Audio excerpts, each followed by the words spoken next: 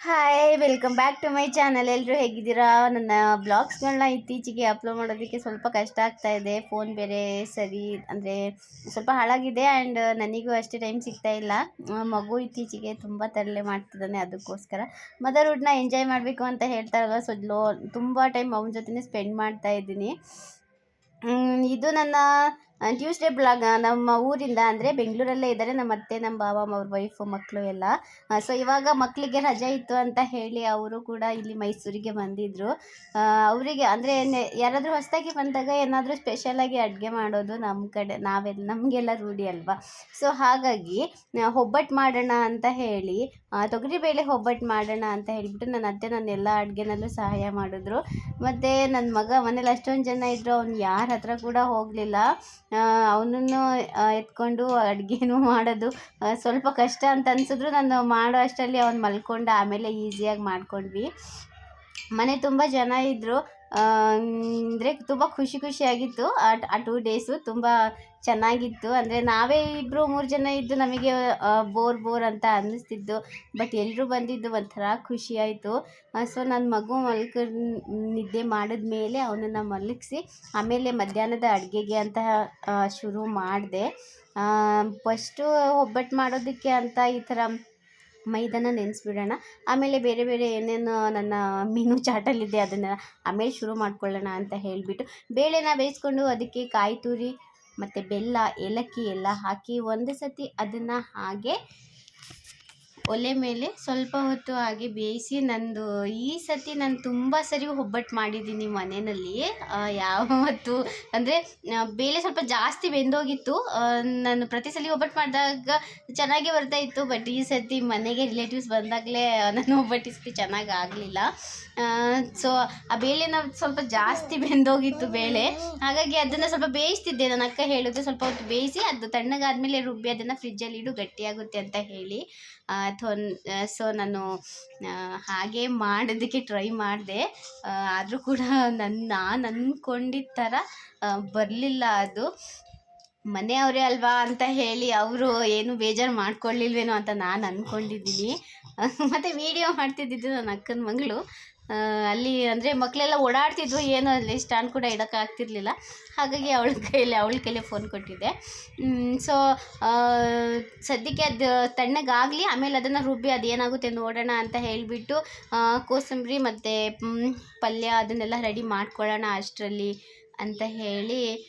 ಮಧ್ಯಾಹ್ನದ ಅಡುಗೆ ಬೇರೆ ಸಿಕ್ಕಾಪಟ್ಟೆ, ಈಗ ಸಮ್ಮರ್ ಶುರುವಾಗಿರೋದ್ರಿಂದ ಈ ಬಿಸಿಲಲ್ಲಿ ಒಲೆ ಮುಂದೆ ನಿಂತ್ಕೊಂಡು ಅಡುಗೆ ಮಾಡೋದು ತುಂಬ ಕಷ್ಟ ಅಂತಲೇ ಅನ್ನಿಸ್ತಿತ್ತು.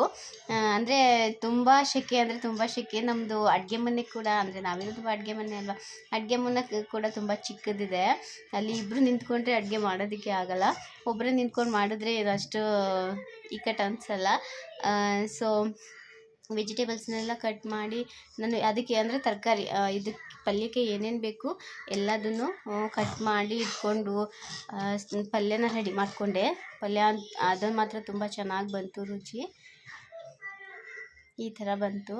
ಅಂದರೆ ಒಂದು ಟೈಮಿಗೆ ಅಂತ ಹೇಳಿ ಮಾಡಿದ್ದು ಸ್ವಲ್ಪನೇ, ಮತ್ತು ನೈಟ್ ಏನಾದರೂ ನಾನ್ ವೆಜ್ ಮಾಡಿದ್ರೆ ಆಗುತ್ತೆ ಅಂತ ಹೇಳಿ ಪಲ್ಯ ಎಲ್ಲ ಮಾಡಿ ಬೇರೆ ಅಡುಗೆಗಳು, ಅನ್ನ, ಸಾಂಬಾರು, ಅಂದರೆ ಜಾಸ್ತಿ ವೀಡಿಯೋಸ್ನೇ ಮಾಡೋಕ್ಕಾಗಲಿಲ್ಲ, ಎಲ್ಲ ಮಾಡ್ತಿದ್ದಿದ್ದು. ನನ್ನ ಅಕ್ಕನ ಮಗಳು ಮಧ್ಯಾಹ್ನ ಆದಮೇಲೆ ಅವಳು ಸ್ವಲ್ಪ ಹೊತ್ತು ಮಲ್ಕೊಂಡ್ಳು, ಹಾಗಾಗಿ ನಾನೇ ಇಟ್ಕೊಂಡು ಎಲ್ಲ ಮಾಡೋದಕ್ಕಾಗಲಿಲ್ಲ. ನುಗ್ಗೆಕಾಯಿ ಸಾಂಬಾರು, ಅನ್ನ, ಕೋಸಂಬರಿ ಮತ್ತು ಬಜ್ಜಿ, ಸ್ವಲ್ಪ ಜಾಸ್ತಿನೇ ಮಾಡಿದ್ವಿ ಐಟಮ್ಗಳು. ಪಲ್ಯ ಅಂತೂ ತುಂಬ ಚೆನ್ನಾಗಿ ಬಂದಿತ್ತು. ಸೊ ನಮ್ಮ ಅತ್ತೆ ಕೂಡ ತುಂಬ ಅಡುಗೆನಲ್ಲಿ ನನಗೆ ಹೆಲ್ಪ್ ಮಾಡಿದ್ರು.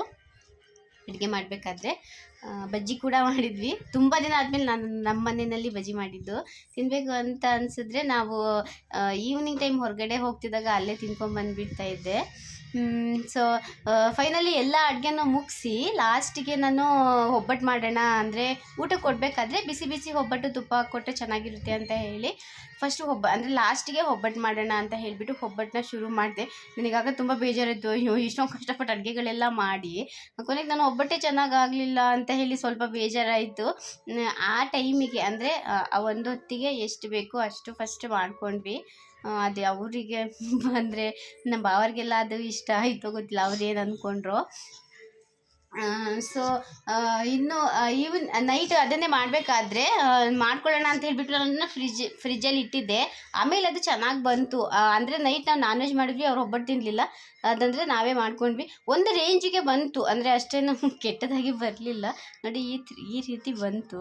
ಅಂದರೆ ಹೂರಣ ಸ್ವಲ್ಪ ಮೆತ್ತಗಾಗಿತ್ತು ಅಷ್ಟೇ, ಬಿಟ್ಟರೆ ಟೇಸ್ಟು ಚೆನ್ನಾಗೇ ಇತ್ತು. ಸೊ ಈ ಥರ ಆಯಿತು ಒಬ್ಬಟ್ಟು. ಆಮೇಲೆ ಒಂದು ರೌಂಡ್ ಎಲ್ಲರೂ ಸ್ವಲ್ಪ ಹೊತ್ತು ಕೂತು ಮಾತಾಡಿ ಆಮೇಲೆ ಸಂಜೆ ಊಟಕ್ಕೆ ಅಂತ ಮೀನು ತಂದರು. ಎಲ್ಲರೂ ಮಾಡೋ ಥರನೇ ನಾನು ಮೀನು ಸಾಂಬಾರು ಮಾಡಿದೆ. ನಾನು ಮೀನು ಸಾಂಬಾರು ಮಾಡೋಕ್ಕೆ ನನ್ನ ಅಕ್ಕನ ಹತ್ರ ಸ್ವಲ್ಪ ಟಿಪ್ಸ್ ತೊಗೊಂಡೆ. ಅಂದರೆ ಅವಳು ಸಿಕ್ಕಾಬಿಟ್ಟು ಸೂಪರಾಗಿ ಮೀನು ಸಾಂಬಾರು ಮಾಡ್ತಾಳೆ.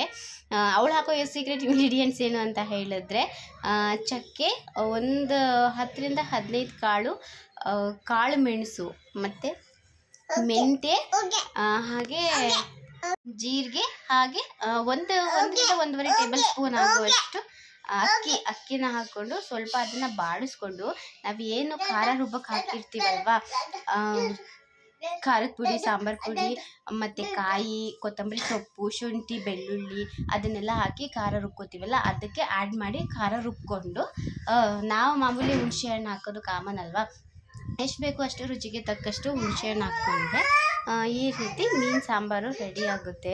ಮೀನು ಸಾಂಬಾರು ಇದು ಫಸ್ಟು ಸಾಂಬಾರು ಚೆನ್ನಾಗಿ ಕುದ್ದ ಮೇಲೆ ಆಮೇಲೆ ಮೀನು ಹಾಕ್ಕೋತೀವಿ.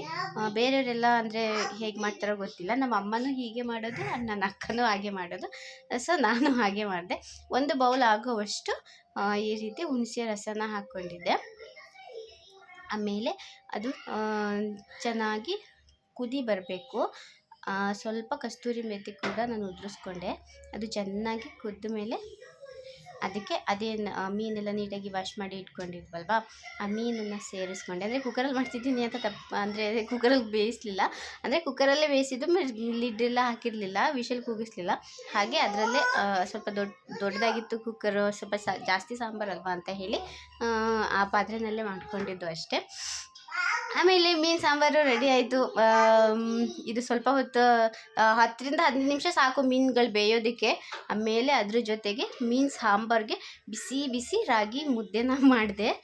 ಮುದ್ದೆ ಎಲ್ಲ ಚೆನ್ನಾಗಾಯಿತು, ಊಟ ಎಲ್ಲ ಚೆನ್ನಾಗಾಯಿತು ನೈಟು. ಸೊ ಹಾಗೆ ಎಲ್ಲರೂ ಇದ್ರಲ್ಲ, ಮಕ್ಕಳೆಲ್ಲ ಇದ್ರಲ್ಲ ಅಂತ ಹೇಳಿಬಿಟ್ಟು 1 ರೌಂಡ್ ಪಾರ್ಕಿಗೆ ಹೋಗಿ ಮಕ್ಕಳನ್ನೆಲ್ಲ ಆಟ ಆಡಿಸ್ಕೊಂಡು ಬಂದ್ವಿ. ಮಕ್ಕಳಿಗೂ ತುಂಬ ಖುಷಿ ಆಯಿತು. ನಮ್ಮ ಬಾವ್ರ ಮಗಳು ಅವರು ಆಟ ಆಡಲಿಲ್ಲ, ಹೆದರ್ಕೊಂಡ್ಳು. ಅವಳು 1.5 ವರ್ಷ, 1 ವರ್ಷ 4 ತಿಂಗಳು. ಸೊ ಅವಳು ಆಡಲಿಲ್ಲ, ಸೈಡಲ್ಲೇ ಕೂತ್ಕೊಂಡಿದ್ರು ಪಾಪ. ಆಮೇಲೆ ನನ್ನ ಅಕ್ಕನ ಮಗಳು, ನನ್ನ ಮಗ ಅವರೆಲ್ಲ ಸ್ವಲ್ಪ ಹೊತ್ತು ಹಾಗೆ ಕೂತು ಆಟ ಆಡಿ ಬಂದು ಮನೆಯಲ್ಲಿ ಫ್ರೆಶ್ ಅಪ್ ಆದ್ವಿ.